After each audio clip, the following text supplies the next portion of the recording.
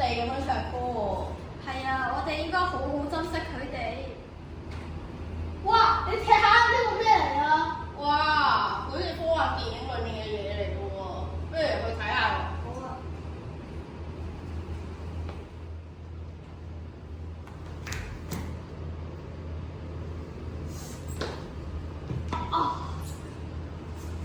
咦？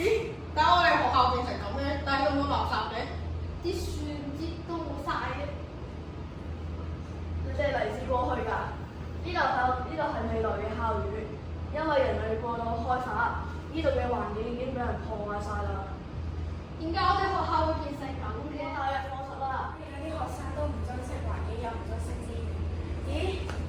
咁新淨嘅橡皮筋都掉一地，係咪真係浪費？呢個啊，入嚟啦！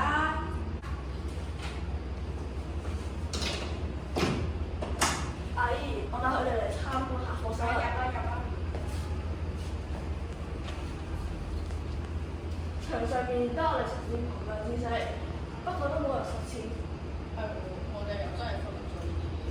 咪係咯，你哋應該珍惜環境、珍惜資源，少少嘅改變都可以讓未來變得更好。我哋應該從小事做起，例如唔好浪費紙張，同埋愛護植物。咦？個阿姨同埋個未來人咧？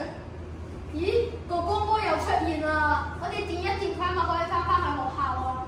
可能喎，我哋不如試下。好啦。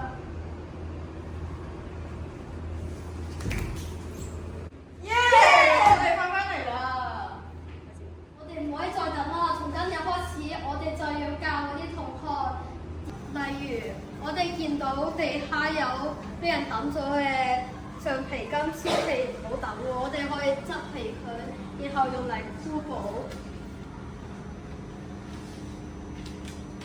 或者用嚟箍未食完嘅嗰啲零食包裝，咁樣就唔會浪費。如果大家唔想浪費嘅話，咁我哋就應該拒絕使用一啲塑膠嘅餐具。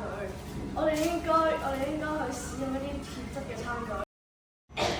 放學或者小息嘅時候，記住臨走嘅時候要閂燈閂冷氣啊！